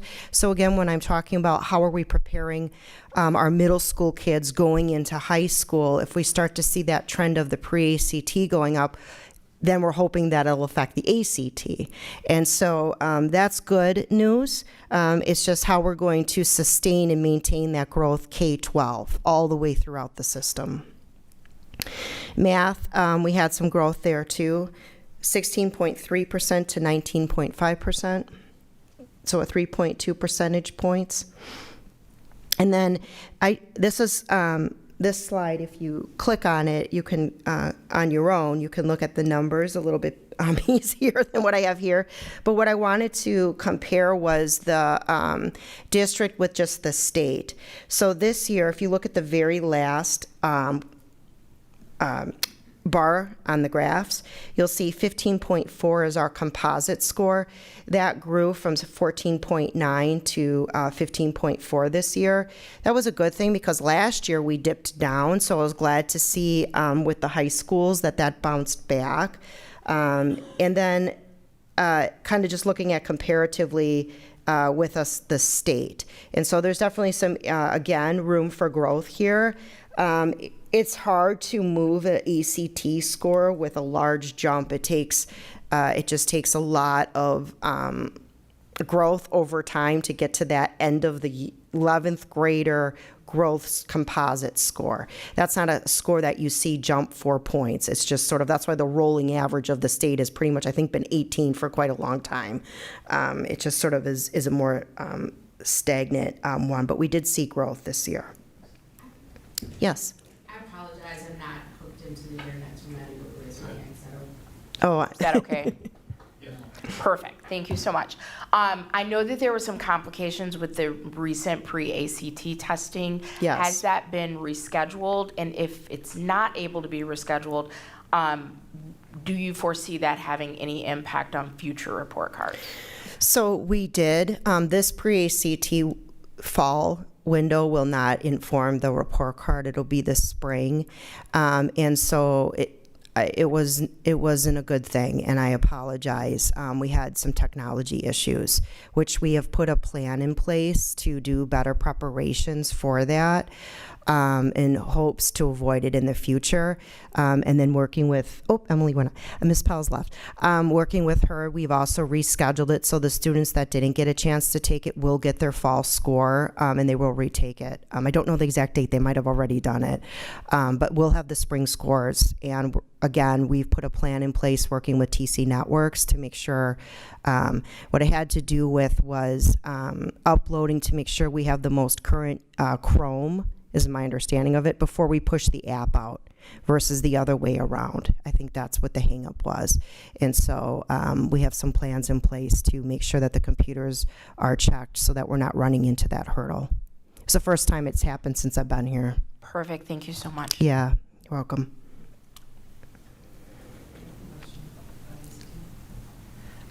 Sure. The participation rate for ACT and the pre-ACT, both are fairly low. Is there a reason for that? Do you mean the overall score is fairly low? The participation rate? Oh, rates. Well, I mean, for pre-ACT, they should be higher because of the attendance, right, of students coming and taking them. We certainly try to push for 100% of taking assessments. And then that's the same with the ACT. So if a student chooses not to take the ACT, they don't come and take the ACT that day. But we certainly encourage people to come and take those assessments. And all parents have the right to not have their students participate in standardized tests. And I do understand that. Yeah. I just, the high school scores get flagged because of the participation. They do. Luckily, in previous years, like I'm going to date myself, a while ago, schools used to lose points on their report card if they didn't meet the threshold for assessments. the percentage taking the assessments, and they removed that from the overall report card score. That sort of, I think it was a 5-point penalty, if you recall. And so, but again, we do. And we even set up testing sites here for our virtual school learners to come in and encourage them to come and take tests. So we really do put in the effort to encourage everyone to come in and assess, but families make those decisions. Thank you. So our absenteeism rates, something to note here is it's the 23-24. We don't have the 24-25 data in this report card. You will see that next year. So if you're thinking about 3-year averages and how data is computed, you'll see that. So based on the 23-24 school year, we have reduced absenteeism rates over those past reporting 3 years. So starting in 21-22, then they have 22-23 and 23-24. The absenteeism rates still high. Today, or this report card, were 38.1. 2 years prior to that, though, it was 55.9% of our students chronically absent.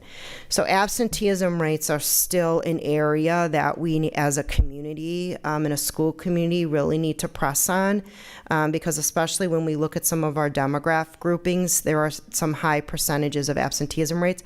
Also, in our lower grades, which we didn't used to see, and that's kind of a phenomenon across the state. Kindergarten, first grade, those grade levels, we're seeing absenteeism rates that we hadn't seen as a state prior to COVID. And so, and I don't mean to be bringing it feels like COVID's over, but that is just kind of a habit that the state has noticed, or some, a pattern, I should say, not a habit. And there's actually a state group that our executive director of pupil services is on, a state leadership group to troubleshoot absenteeism rates across the state. College and career graduation rates, we have improved our 4-year graduation rate. And again, this is reporting years of 23-24, so we improved it from 79.5% to 82.9%. This is also a score that is difficult to change over time, because you're thinking about credits earned over time and graduating within 4 years. So that doesn't just happen in 1 year. You have to think about accumulation of the 4 years of our students as high school kids, right? And whether or not they're repeating classes or in credit recovery or those types of things. And so it was nice to see us going in the right direction. Still below the state average, but it is trending in an upward way. And then some other kind of glows really is some of these enrichment opportunities. We outpaced the state in dual enrollment, work-based learning, arts and design, and theater experiences for our students, which is absolutely wonderful.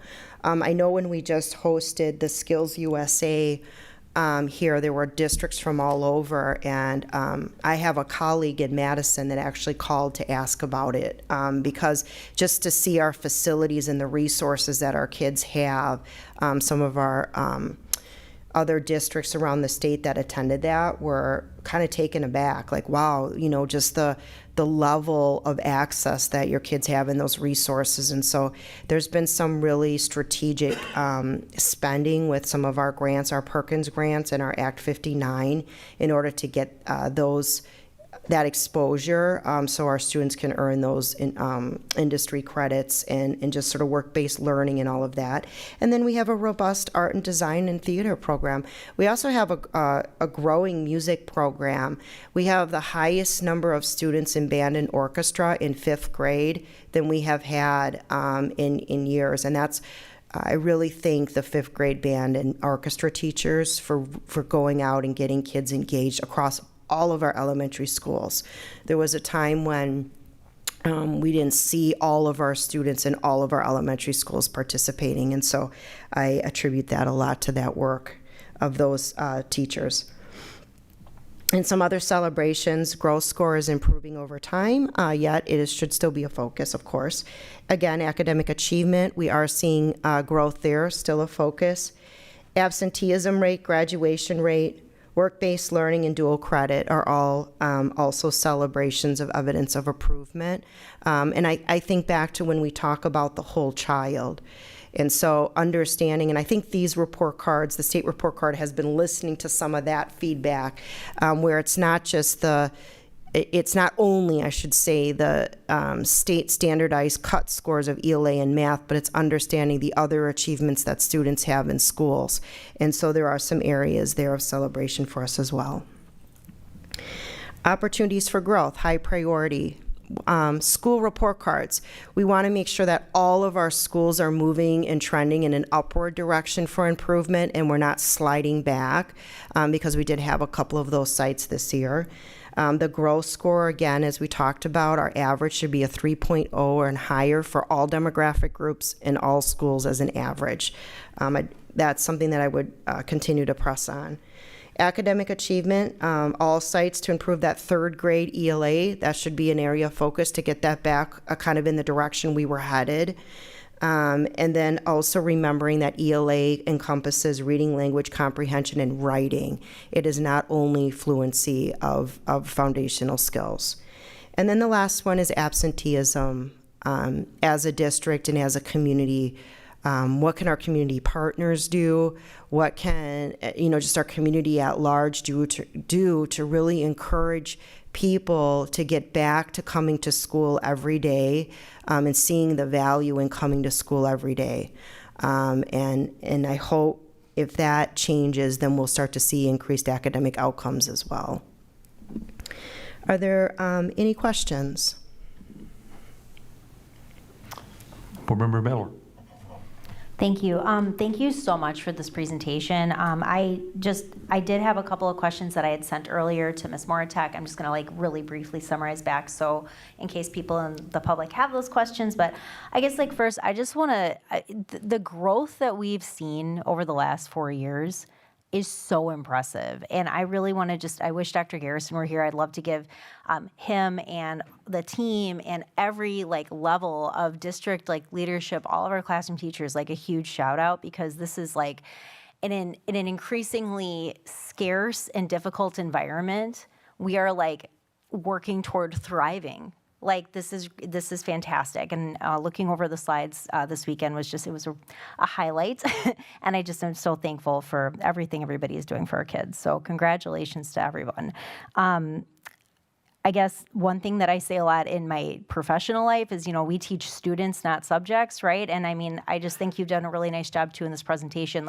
It's really important to look at the numbers, but the goal isn't the numbers, right? The goal is what do these tell us about how, what we are doing for our kids and what more we can do for them. So I just wanted to kind of throw that context out as well. And in the spirit of that, the questions that I had asked earlier, and I'll just read them all out, was, they were based on the data from the last 2 to 3 years, where are we demonstrating equitable growth? And you spoke really thoroughly to that tonight anyway. And so we are focusing not just on the kids who are getting it or continuing to get it, but we're bringing some of those kids who have struggled into that space of understanding, and they're, have been demonstrating increased growth. So I wanted to call that out for the community, because that's a really important thing for us to consider, making sure that we're being equitable and serving all of our kids. The second question I'd asked was, based on the data for the last 2 to 3 years, what are your recommendations for how to best interrupt the predictability of outcomes for areas where we are not demonstrating equitable growth? And that was really your last slide, so thank you for that. What district practices, policies, and programs do you feel are most valuable for contributing to the successes that we've seen, so as a board we can be mindful of protecting those in our current environment of economic scarcity? And I appreciate what you shared here. You had also shared in your response back to me the specific programs like ARC program, Eureka Math, Amplify Science, along with the intervention tools, and certainly the work that our teachers and coaches are putting into those tools. So I thought that was really valuable. And then the last question I'd asked that you had answered for us was, as a board, how can we most effectively support you and our teachers to interrupt the predictability of outcomes?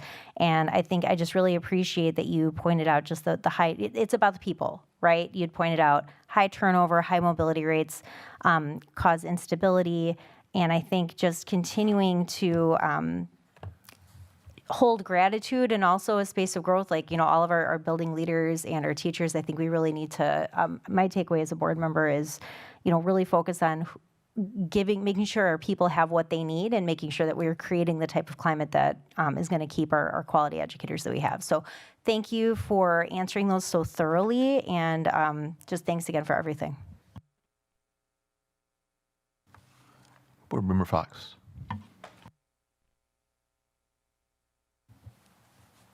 I'm afraid I don't quite agree with my colleague about how impressive this is.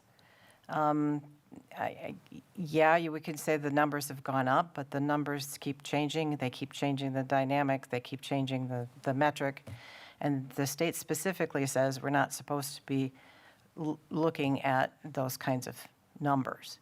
But we do it anyway. People like to look at numbers. And I don't think that growth is what it should be, not even close. I'm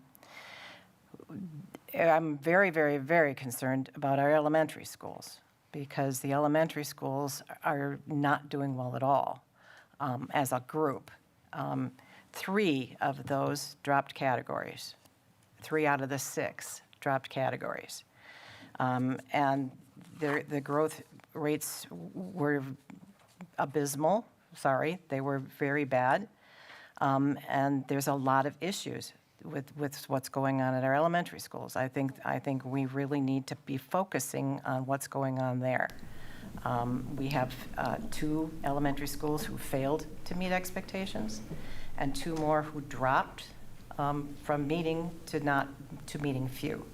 And we just really need to put a lot more focus on what's going on there. I couldn't agree more. Why that is not happening.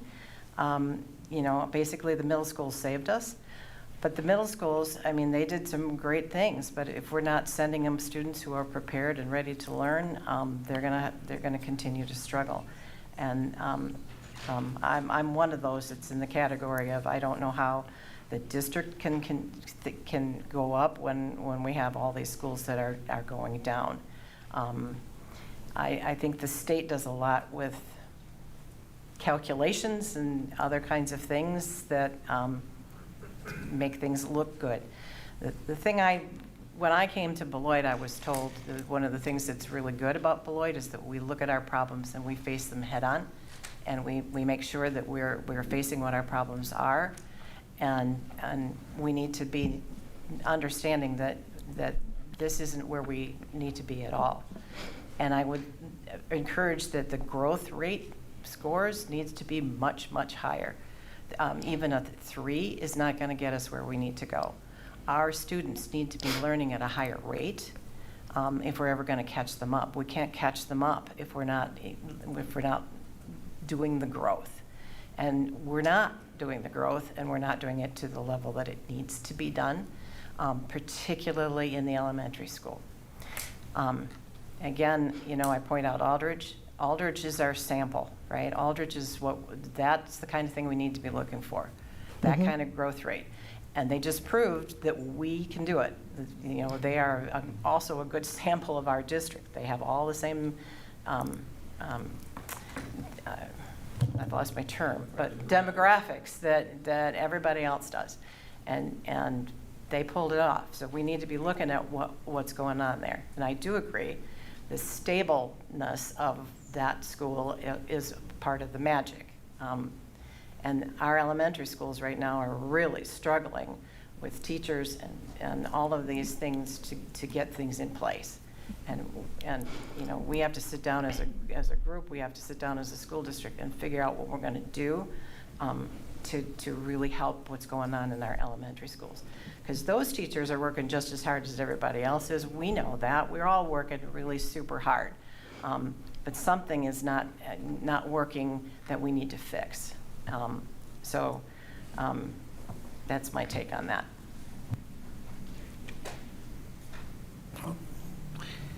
Though I've only been here a couple of days, so it's not to comment, but I think one of the things is just for the time that I was here prior and now, is that one thing in the elementary schools is that I've noticed is that we have vacancies, and right now we have open positions where we're putting substitute teachers in. That is never going to be a positive experience. So I think one of the things that will help I believe in the long run, is if we can find a way to both retain the good teachers that we have, and if we can find good teachers to come in, so we have a stable teaching environment.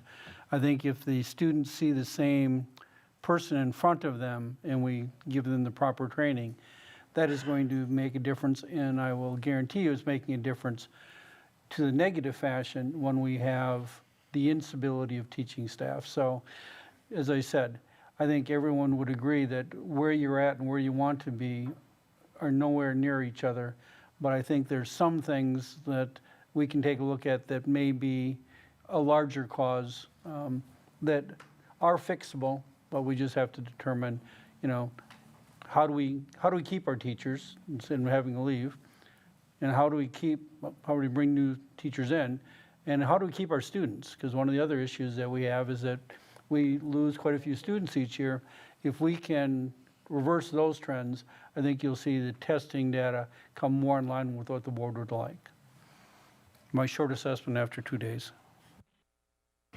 Thank you, Dr. Anderson. Mrs. Root.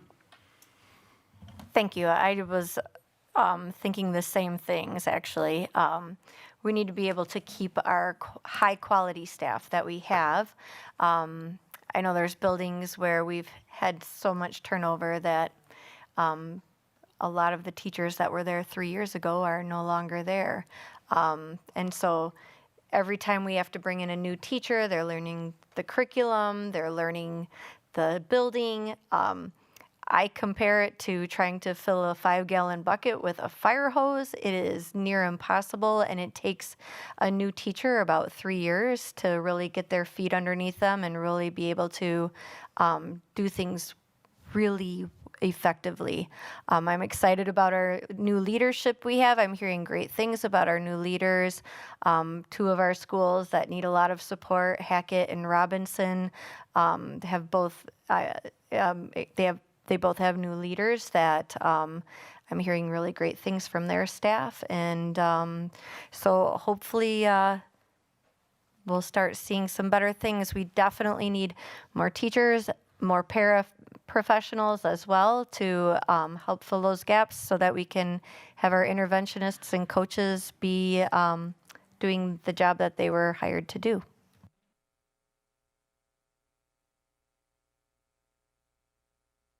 Anybody else?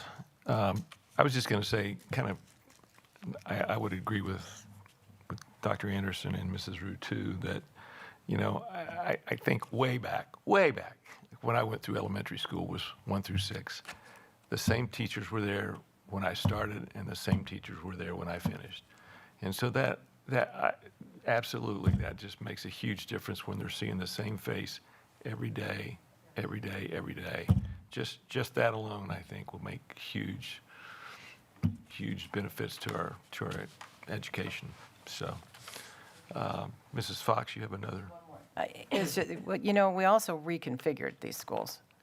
They've only been in this configuration for 2 years, and I think that's really made an impact. And I don't know that they've had as much support as maybe they need or could use.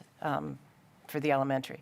And I do know that we've been talking a lot about behaviors, and Mr. Vrydak even pointed out that, you know, one of the things he's been able to do is remove some of those students whose behaviors are totally out of whack. And I've heard that is also happening in the elementary schools, but there's no vehicle to relieve that. So there's a lot of other issues that we need to explore.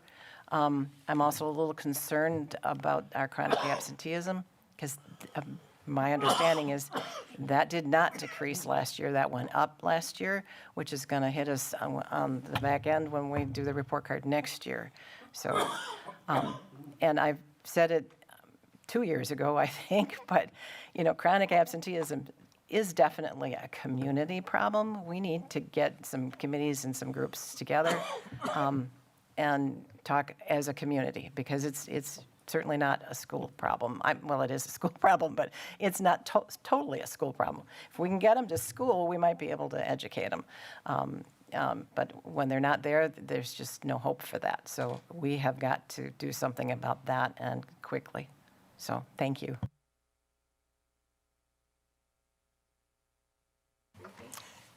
Board Member Miller. Thank you. A brief clarifying question. Ms. Mortek, were the scores this year and last year, that's the same cut scores? Or could you speak to that a little bit? Because I just wanted to clarify a comment that somebody else made.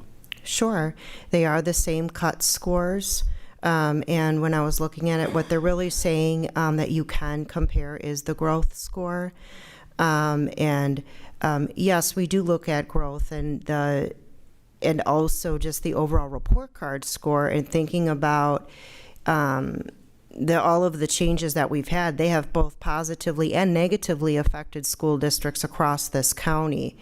And so the change in cut scores and an automatic increase for report card scores, again, when you look at districts across this county, I think only 2 districts, one being us and one other one in Rock County, have had 4 consecutive years of growth. And so, yes, it's not an apples to apples with change of cut scores, but it has impacted people positively and negatively. And so there are trends there of growth. Is it not yet where we want to be? I don't think anyone in the room believes we are where we need to be. But I do think that the data does show that we're making gains. No, and I appreciate that. And I think my enthusiasm for our growth comes from the fact that there are absolutely school districts that have like many more stars and all the things, but their growth isn't necessarily there, and that just comes down to the fact that every individual report card, you really can't compare school report cards to each other because, like, to your point, like the different, I can't think of the right term right now, but the weights are different, right? So like our score goes through like different statistical models than like, Clinton's score, for example. But I mean, I think what's important to me and what I find a value as a parent, especially with 3 children with very diverse range of needs, is we're working for that growth for all of our kids. And there are absolutely school districts that maybe have more stars, but like they aren't necessarily growing their most vulnerable population of students. And that's just something that I take a lot of pride in our work. So thank you. You're welcome. And, I don't disagree with parts of what Ms. Fox was saying either, because if you take our whole population, we did show on the WSAS, right, an average of those 3 assessments, we did have gains with the same cut scores year after year. But that doesn't take away from the fact that all of our schools need to be getting better, right? And so Robinson, which fell back to fails to meet, they do have lower growth scores. And so we need to individually look at all of those schools. And so where I put high priority for opportunities of growth, that first bullet point that I put there specifically was for school report cards. All sites need to improve their report cards. So it's not just the whole district. It's looking at those individual schools and what's happening with teachers and leadership in those individual schools and the systems within those schools, so that they're all moving in a positive direction. Yeah, our schools our district won't improve if the overall schools don't improve. To your point, Megan, the DPI, the 24-25 report card, represents a new baseline for report cards moving forward. That's the other problem we have with report cards, is that the state keeps changing things. The overall score and achievement scoring components in the 24-25 report cards cannot be compared to these elements on the 23-24, but the underlying data can. And so that's when I went to the schools and I started looking at the growth scores, and I started looking at all of that stuff. And like I said, elementary just popped right out.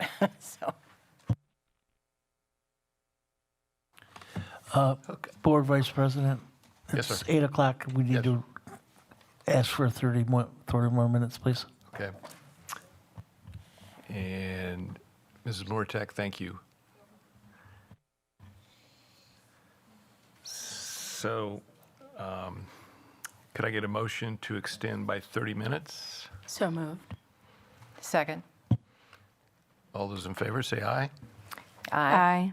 Aye. Aye. Aye. Aye. Okay, 30 minutes. Next item up is the consent agenda.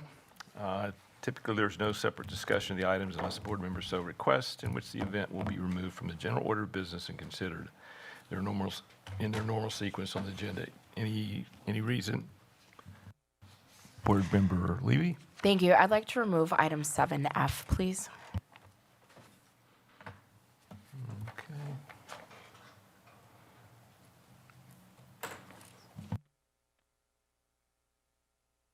Okay, could I get an approval of the consent agenda minus item F? So moved. Second. All those in favor say aye. Aye. Aye. Aye. Aye. Okay. So A through J minus F is approved. Mrs. Levy? Thank you. Very briefly, I need to abstain from the approval of the minutes from the November 6th meeting because I had to leave that meeting at 5:30, so I'm just not comfortable voting on the entirety of those minutes. Okay, thank you. I move approval of the minutes for November 6th. Second. Okay, all those in favor say aye. Aye. Aye. Aye. Motion carried. If we could just record that I'm abstaining. Thank you. Yes, sorry, and one abstention. Vice President Nichols, Yes, Mrs. Shope? could I get clarification on who moved and seconded for the original consent agenda motion minus F? It was Mrs. Rue, right? It was myself and I believe Board Member Fox who Yeah, provided okay, the I'm I was going second. to sorry. say, I think Ms. Mrs. Levy, and then Mrs. Fox. Second. Thank you so much. Thank you. Okay. Next item up is Human Resources. Is there any open session questions? Are there any closed session questions? I do have closed session questions. Okay. Could I, the motion may be, a motion may be made and a vote taken to convene the Board of Education in a closed session pursuant to Section 19.85, Parent 1, Parent C of the Wisconsin State Statutes relative to considering specific personnel recommendations. May I get a motion? So moved. Second. Any discussion? Hearing none, all those in favor say aye. Oh, we need a roll call vote. Oh, absolutely. Roll call vote, please. Mrs. Shope?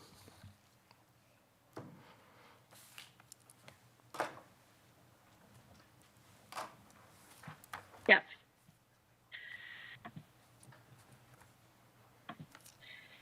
And I'm sorry, who seconded? I had it and then I lost it when trying to undo my mic. Amy Levy. Thank you, Amy Levy.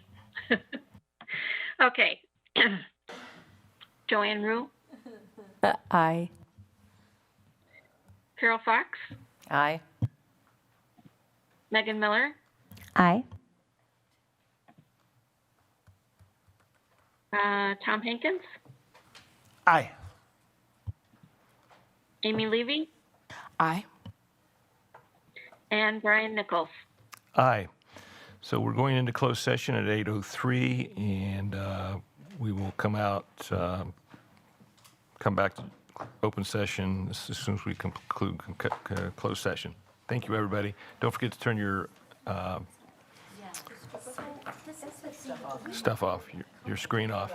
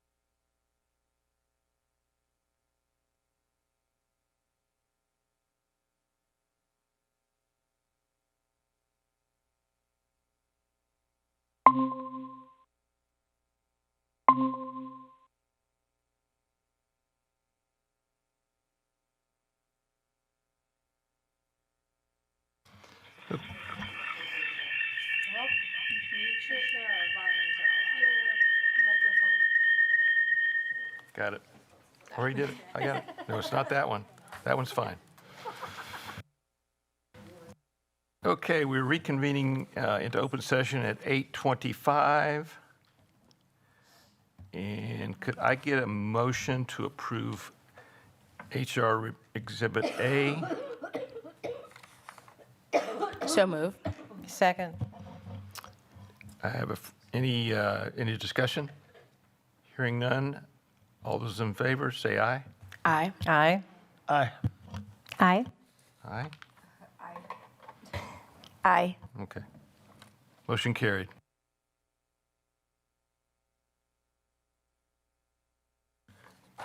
Okay, item 9A, a motion may be made and a vote taken to convene the Board of Education into closed session pursuant to Section 19.85, Parent 1, Parent C of the Wisconsin State Statutes relative to considering specific personnel recommendations.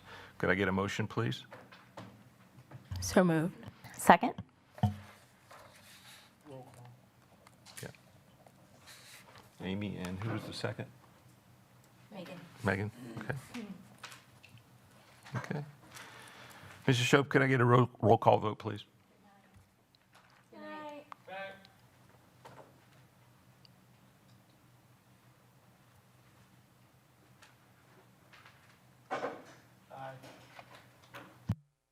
Mrs. Shope, do you hear us?